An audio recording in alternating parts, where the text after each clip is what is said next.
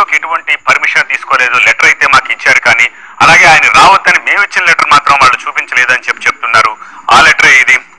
So పలానా రోజు పుష్పకి సంబంధించిన క్రూ అంతా వస్తున్నారు సినిమా చూడడానికి అని చెప్పి పోలీసులకు లెటర్ ఇచ్చిన మాట వాస్తవమే, కానీ రావద్దు ఎందుకంటే స్టాంపీడ్ అయ్యే అవకాశం ఉంటుంది, క్రౌడ్ ఎక్కువ వస్తారు అని చెప్పి ఈవెన్ పోలీసులు కూడా వాళ్ళకి లెటర్ ఇచ్చారు. బట్ ఆ లెటర్ మాత్రం వెలుగులోకి రాలేదు. అండ్ ఈ పర్టికులర్ ఇన్సిడెంట్ కి సంబంధించి పోలీసులకు ఎటువంటి ఇన్ఫర్మేషన్ ఇవ్వలేదు. స్ట్రైట్ అవే సినిమాకి వచ్చి సినిమా చూసి వెళ్తే వేరే ఉండేది. బట్ ఇక్కడికి వచ్చి ఆయన అభిమానుల్ని ఉత్సాహపరచడం కోసం తన కారు ఆ రూఫ్ టాప్ లోంచి బయటకు వచ్చారు, విష్ చేశారు. సో దాన్ని ఒక రోడ్ షో కింద పోలీసులు కోర్టు ముందు ప్రవేశపెట్టారు. సో దీని మీద కూడా చాలాసేపు ఆర్గ్యుమెంట్స్ జరిగాయి. సో క్వాష్ పిటిషన్ పై హైకోర్టులో వాడి వాదనలు జరిగాయి. వాటి మేమేమంటున్నాం అంటే రెండు ఉంటాయండి.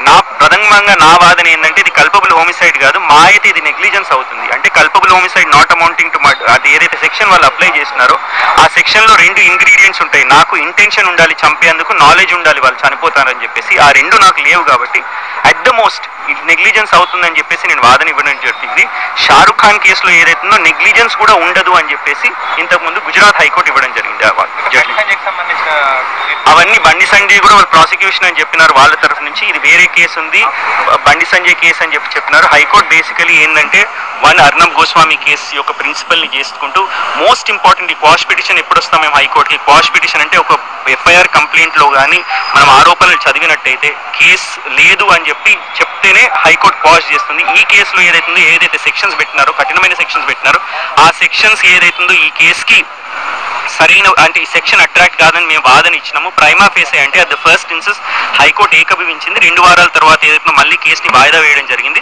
2 వారాల తర్వాత తదుపరి ఏదైతుందో విచారణ జరుగుతుంది. అవునండి, ఇప్పుడు రిలీజ్ అవుతారు. సంబంధించి 2 వారాల వాయిదా, మధ్యంతర బెయిల్ సంబంధించి 4 వారాలు. ఇప్పుడు హైకోర్టులో జడ్జి గారు ఇప్పుడు ఆర్డర్ ప్రొనౌన్స్ చేసినారు, అది ఆర్డర్ కమ్యూనికేట్ చేసిన తర్వాత రిలీజ్ అవుతారు.